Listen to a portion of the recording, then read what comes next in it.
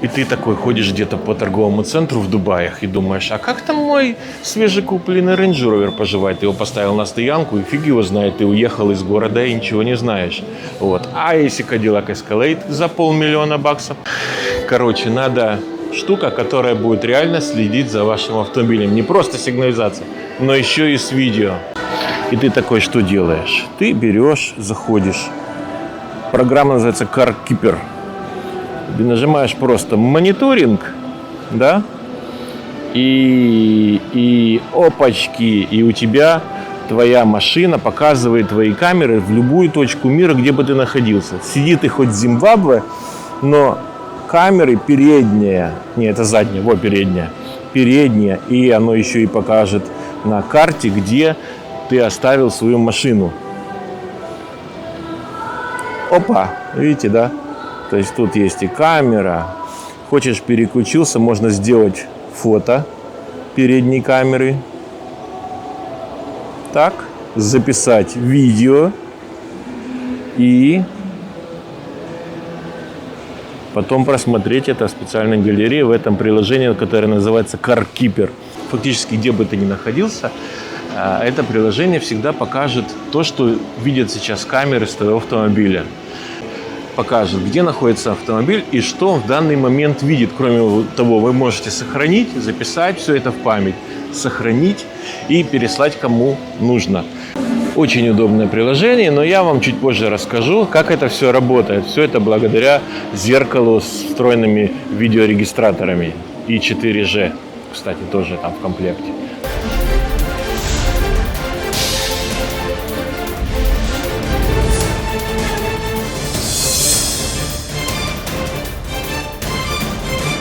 Меня зовут Михаил, и сегодня у нас на канале будет распаковка, настройка, подключение, настройка, обзор автомобильного видеорегистратора, вмонтированного в зеркало. Только что прибыл, решил себе купить.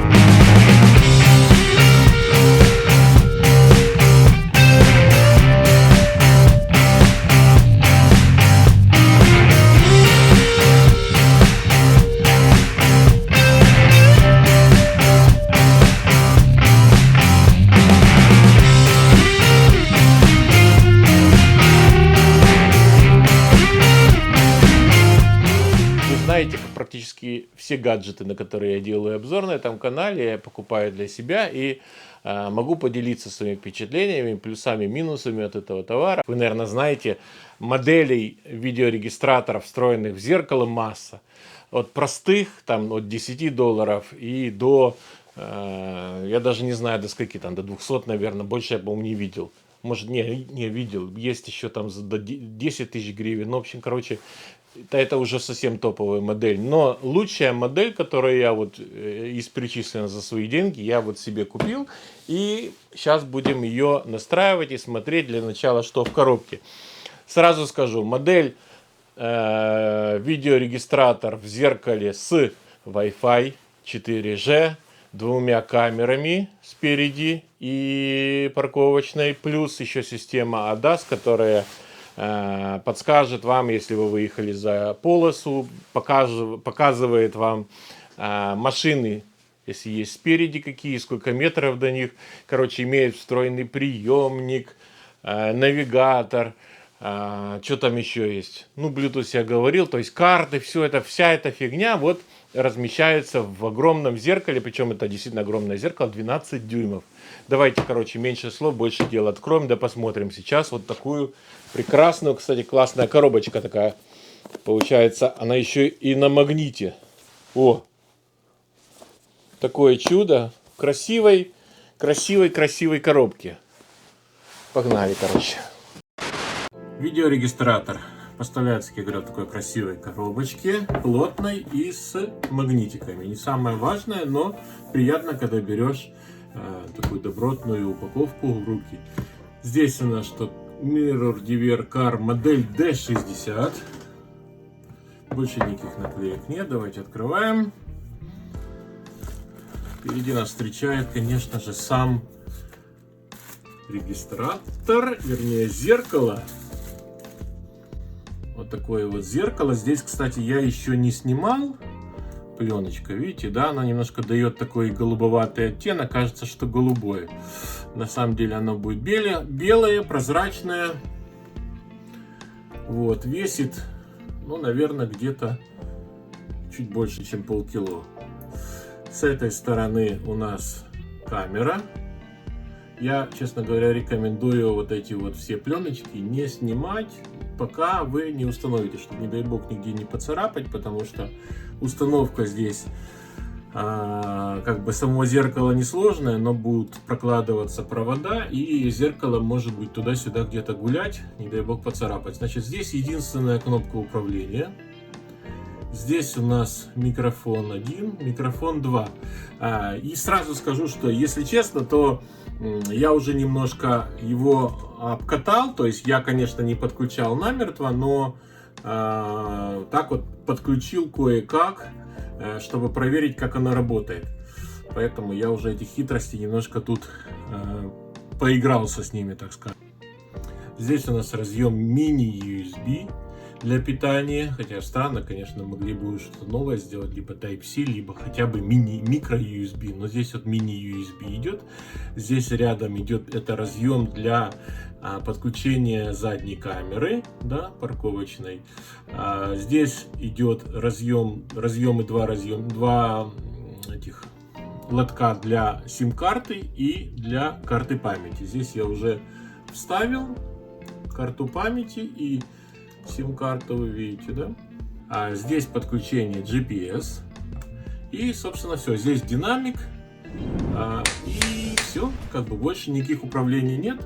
Управление полностью сенсорное. Кстати, это не совсем хорошо, потому что считаю, что не мешало бы, если есть тут динамик и есть звук, то не мешало бы сделать механические кнопки громкости.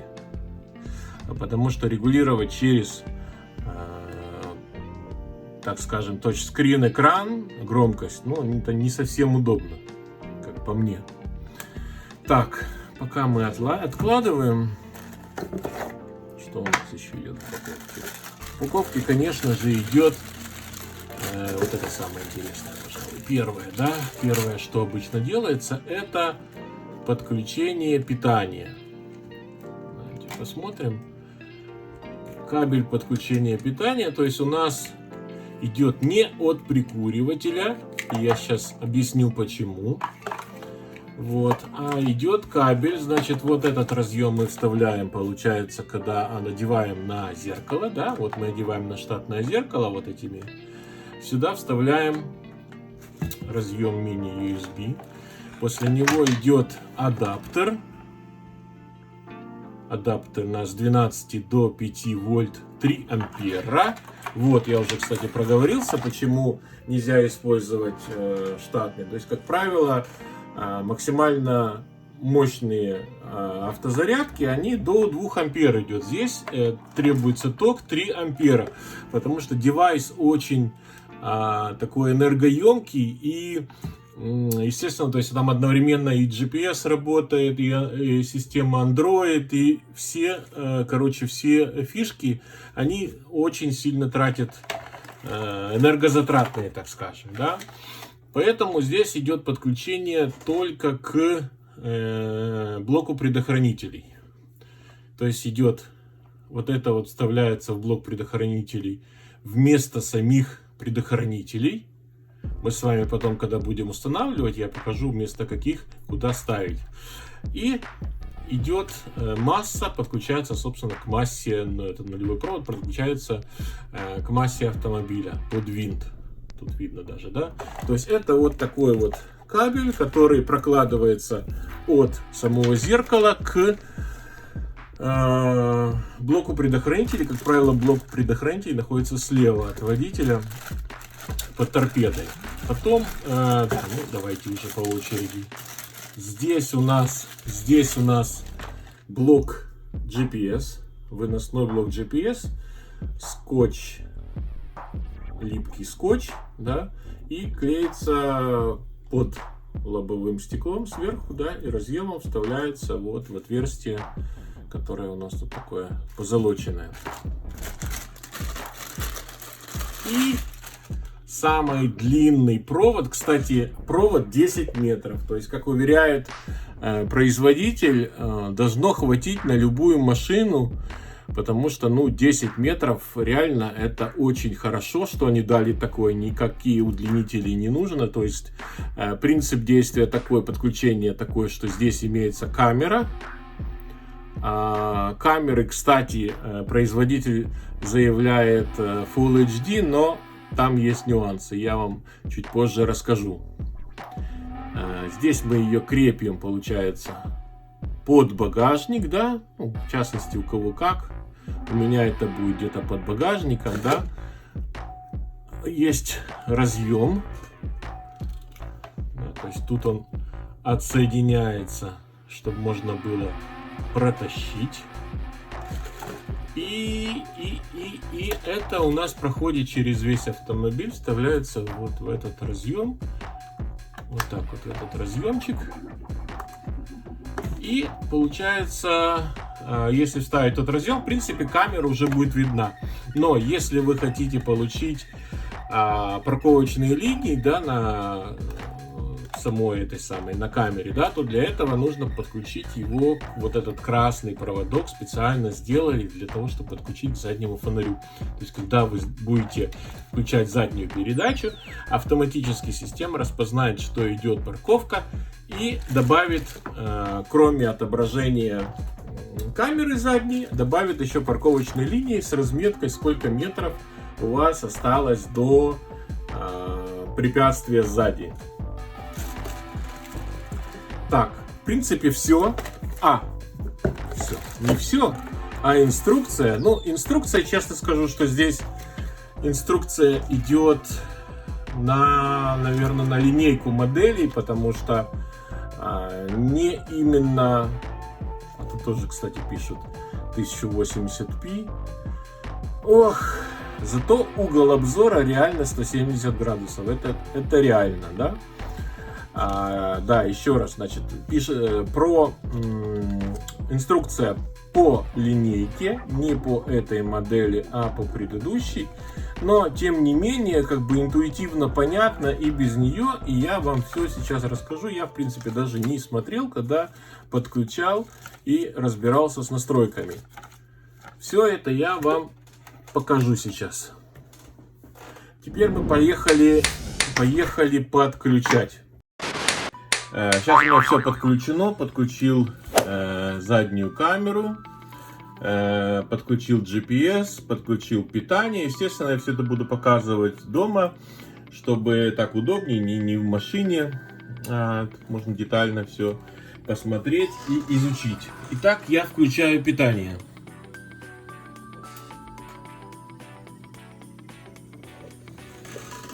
Включил питание 12 вольт и запускается регистратор. В этом режиме он будет запускаться всегда. То есть с момента поворота зажигания проходит порядка 20 секунд.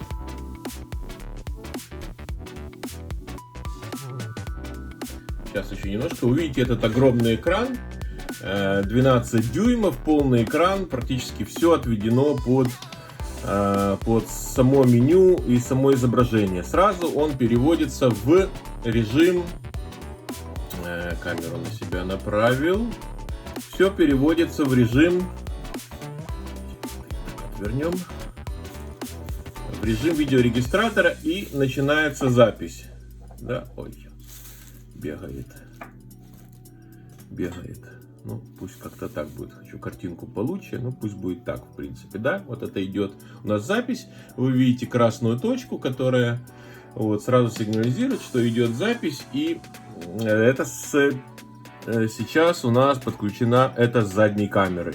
Но это не важно, то есть по умолчанию идет с передней. Вот, просто я сейчас так включил в настройках, поэтому пишет задний. Пишет сразу дата, время и день недели. Выйдем отсюда. Значит, это у нас рабочий экран. То есть, если мы выходим в главное меню, мы попадаем на главный экран. Здесь у нас есть кнопка с включением регистратора, переключением режимов. Так. Если нам нужно переключиться на две камеры, видите, да, то есть идет сразу еще и слева у нас передняя камера, это у нас задняя камера, если вам надо смотреть с двух камер одновременно. Либо вы можете выбрать, какая камера, либо задняя, двойным кликом, либо передняя. Так, да. Здесь у нас выход в настройки основные. Здесь у нас выход в меню будет, ну вот это вот домашний экран и кнопка назад. Здесь у нас показывается вот эта часть экрана, как бы вот этот вот весь рабочий стол, он разделен на такие вот 4 части. То есть маленькая это настройки, потом идет музыка, которая считывается с карты памяти, да, которую я показывал, стоит у нас вот там.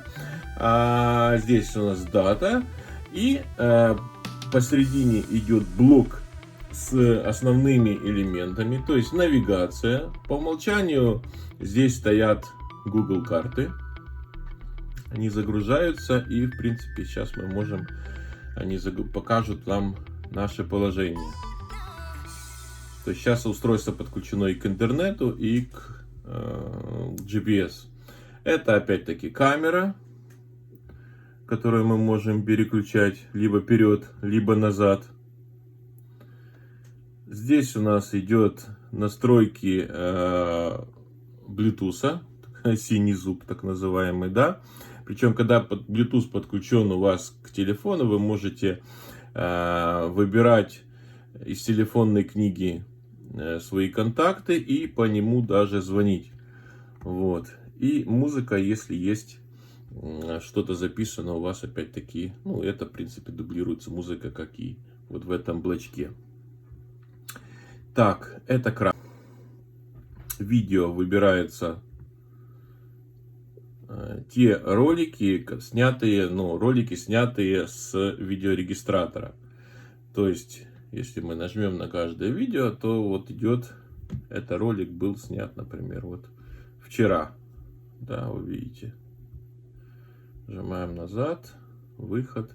Если вы можете сюда записать, в принципе, любое видео, которое, ну, любое видео записано на карту памяти, оно поддерживает практически все известные форматы, и можете смотреть. Потом здесь есть настройки. Так, сейчас мы до этого дойдем. Я хочу вначале показать вот то, что есть на главном меню. Управление файлами. Это файлы, которые хранятся как внутри этого зеркала, так и на карте памяти. Но сейчас у меня на карте памяти фактически только то, что было снято с регистратора. Так, такой файл Commander. И приложения установлены уже на самом этом зеркале регистратора. То есть здесь стоит Android 8.1 сейчас, на который можно ставить любые приложения. Да? То есть мы фактически начало инсталляции этого зеркала начинается с вот именно настроек, с подключения либо мобильной связи, либо Wi-Fi. То есть вы можете использовать не только карту памяти в машине для подключения к интернету, но и, например, раздавать Wi-Fi с телефона. Он тоже, кстати, вот запросто тут включается, и можно подключиться к Wi-Fi сети. Мобильная сеть выбирается та, которая у вас на карте памяти. Передача данных покажет, сколько еще трафика у вас выходит отсюда. И кстати, и если у вас используется здесь сим-карта, то вы можете раздавать отсюда мобильный интернет по Wi-Fi. Тоже считаю очень удобно. Сразу давайте посмотрим конфигурацию оборудования. Я поставил сюда известную программу CPU-Z, которая покажет, сейчас так видно, надеюсь видно, чтобы она не бликовала. О, вот так немножко подстрою камеру. Значит, что у нас тут стоит за процессор? Четырехъядерный стоит ARM Cortex A53 с тактовой частотой 1,4 ГГц. Видите, да, в режиме реального времени, то есть мне показывает скорость. Графический процессор Mali T820.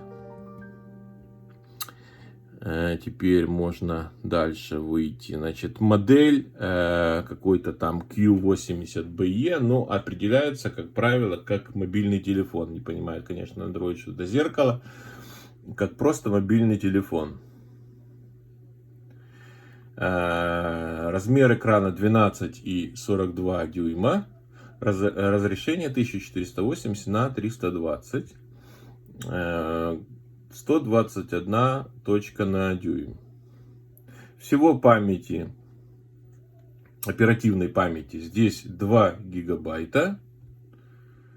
И есть еще внутренняя память перезаписываемая, да, это 2650. Ну, на самом деле, оно там 32. Естественно, система забирает, остается 2650 у нас. Вот, из них 25 свободно. Вообще, то есть конфигурация получается память 2 на 32 гигабайта. Я считаю, очень даже неплохо для такого девайса, который, ну, он является даже, я бы сказал, целым компьютером, не просто зеркалом. Система стоит Android 8.1. Что тут у нас еще интересного есть? Батарея встроенная, good level.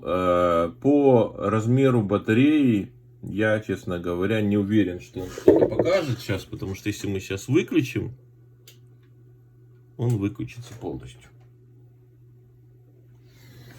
То есть я считаю, что батареи там нету. Может быть, она какая-то и есть для хранения системных настроек, но не уверен. Разбирать я не буду и врать вам тоже в этом видео не буду. Сейчас мы заново все запустим. То есть вы видите, что при отключении система полностью отключается и происходит перезапуск. И опять вошло в режим записи с камеры. Так, это вот основные параметры. Значит, Android, да, он немножко урезанный по сравнению с тем, что мы привыкли видеть в телефонах. И я вам сейчас покажу, значит, что вот по настройкам, какие доступны настройки самого Android.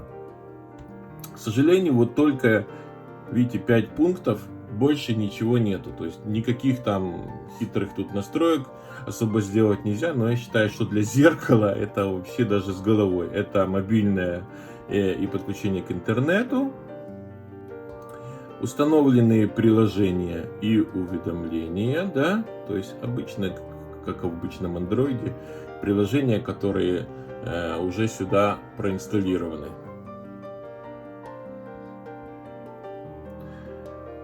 Так, хранилище и система.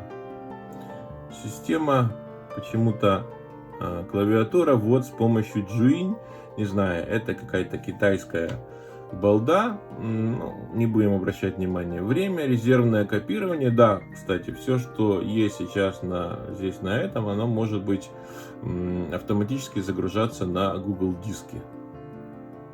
Обновление системы. Почему-то с 2018 года вот пробовал обновиться, не обновляет. Ну, скорее всего, зашито что-то жесткое, это операционка и не хочет. Ладно. сброс и, собственно, о телефоне. Опять-таки, почему о телефоне, прошивка, версия ядра и тому подобное. А что касается навигации. В принципе, можно пользоваться навигацией, как я уже показал в начале, это от Google. Просто, удобно, никаких, как говорится, наворотов нету. То есть покажет все, можно показать, задать поиск в путь, то есть абсолютно ничем не отличается от того же Google, который вы пользуетесь на телефоне у себя и Android. Но я пользуюсь, например, Waze. Значит, это приложение Waze, такой социальный навигатор. Он очень удобный, и подсказки, и знает все те самые, все пробки. Короче, я пользуюсь им.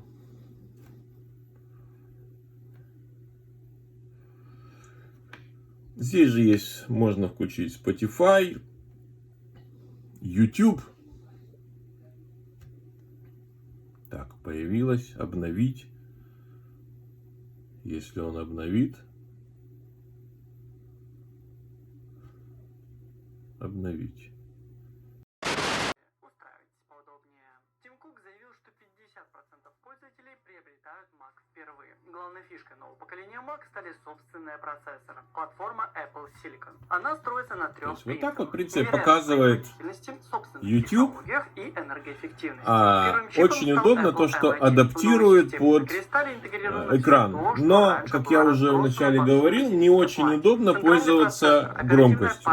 То есть, чтобы изменить громкость, нужно выходить в меню и в ручном режиме вот так вот двигать ползунок.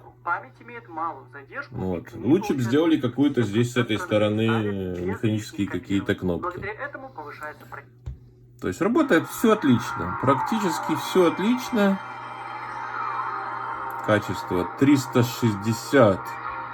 Высокое качество. Привет, с вами Вилсаком, PlayStation 5 воплоти. Ну, я так понял, что качество не меняется. Поиграть. Я могу, но вам показать, да, вот у нас Вилсаком. Видите, как шустро идет. Это все идет, кстати, через мобильную связь 4G.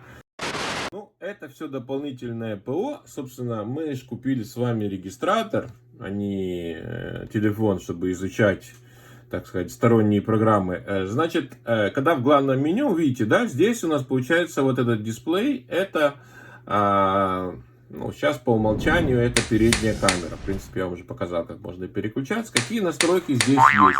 Ну, в первую очередь, самая главная кнопка, это кнопка включения записи.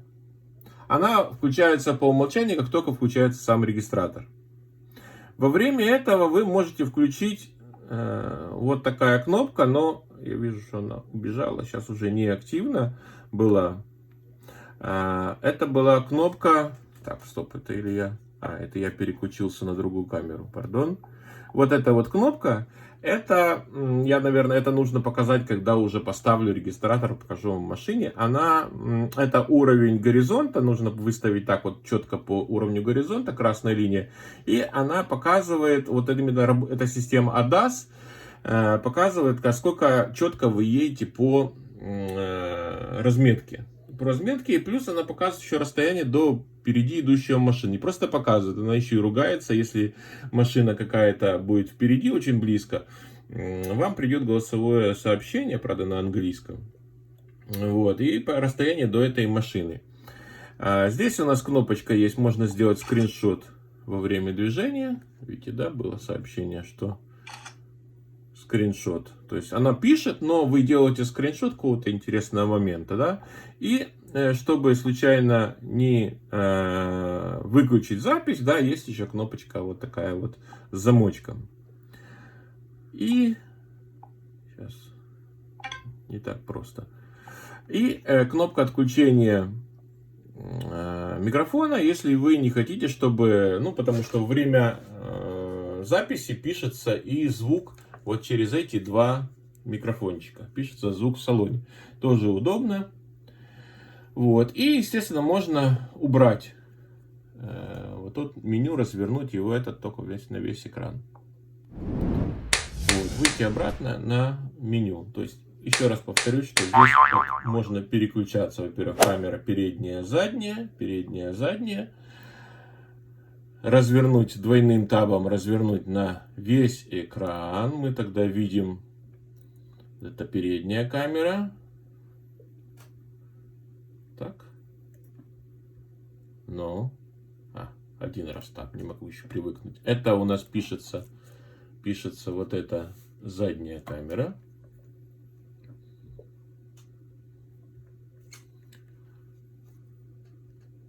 И пишется две камеры. Причем две камеры могут писаться одновременно. Это очень удобно. Вы пишете, она пишется спереди и сзади. И вот здесь, вот, когда вы выбираете нужный файл, да, который записали на карту памяти, то вот оно, сейчас я вам покажу. Пишется, видите, back и front. То есть вы сразу видите, с каких камер была сделана запись, передняя или задняя. Вот, ну, в общем, вот такая вот чудо-техника. Реально мне нравится. Да, кстати, тут еще есть индикатор количества спутников, подключение 4G, да, и уровень сигнала. Тоже очень удобная фишка. Да, кстати, еще вот на регистраторе пишется скорость. Ну, почему-то мы сейчас с вами едем, наверное, Земля крутится. И координаты и время. Ну, это я вам сейчас тоже покажу все, как пример записи. Ну, все, собственно, теперь надо идти ставить в машину. Все показал, основные функции показал. Главное не забывать, что это все-таки Android, это не простое зеркало.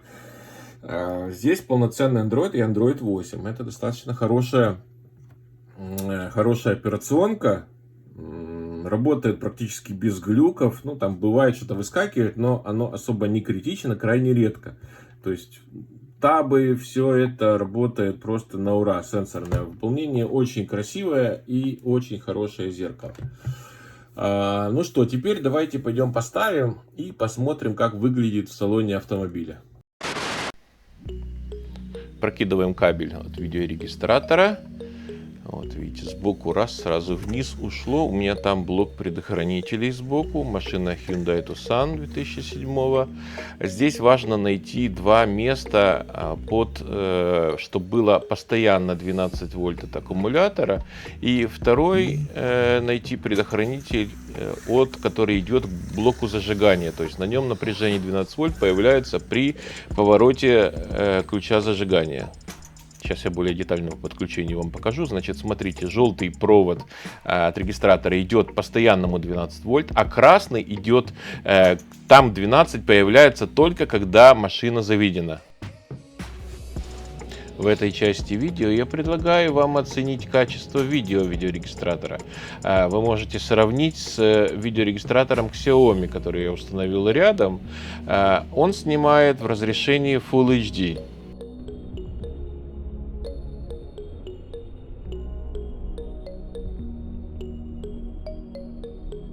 Pay attention to the front car.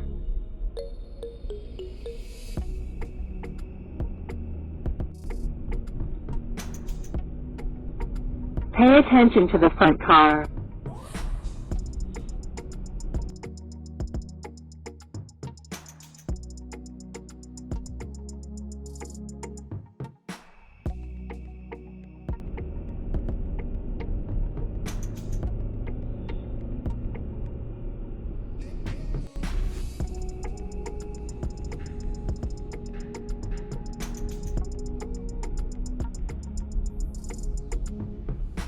Pay attention to the front car. Так работает система ADAS, когда впереди вас обнаруживается какой-либо автомобиль, либо вы его догоняете, то видеорегистратор говорит pay attention to the front car, то есть обратите внимание, что впереди вас оказалась машина. Система не только голосом вам подскажет, но и визуально покажет на экране приблизительное расстояние в метрах до впереди идущей машины. Одиночный таб переключит вашу камеру. Если у вас была передняя активная, то сейчас стала задняя. Двойным табом вы можете развернуть это изображение на весь экран.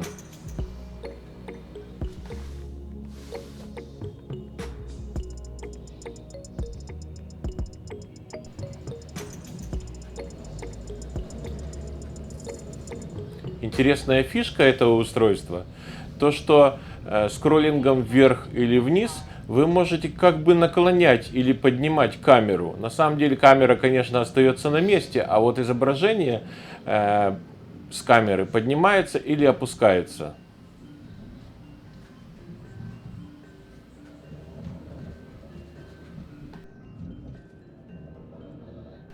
Я разместил заднюю камеру не снаружи автомобиля, возле номерного знака, как обычно это делают, а внутри под задним стеклом. Оно имеет тонировку, поэтому в темное время суток изображение немножко тускнее. Ну, днем это не существенно заметно, а в вечернее время и ночью это да.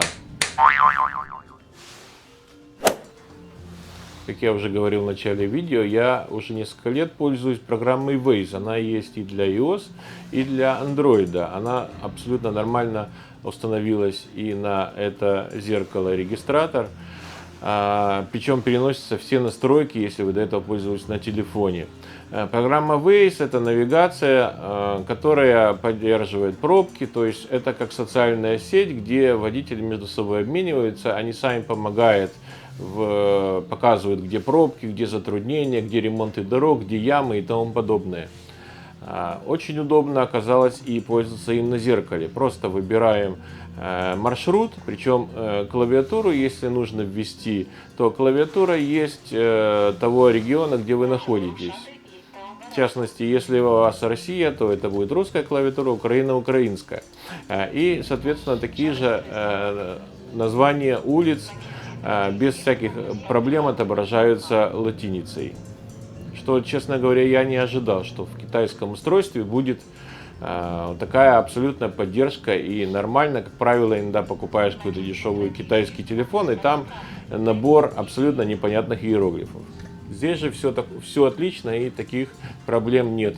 Программа очень шустро, быстро работает, вылетов никаких нет, работает просто идеально. Waze прокладывает маршрут на ура, буквально сразу схватывает спутники. Как правило, насколько я поездил, то примерно где-то в районе 15-17 спутников практически сразу находилось, даже несмотря на то, что это были глухие дворы.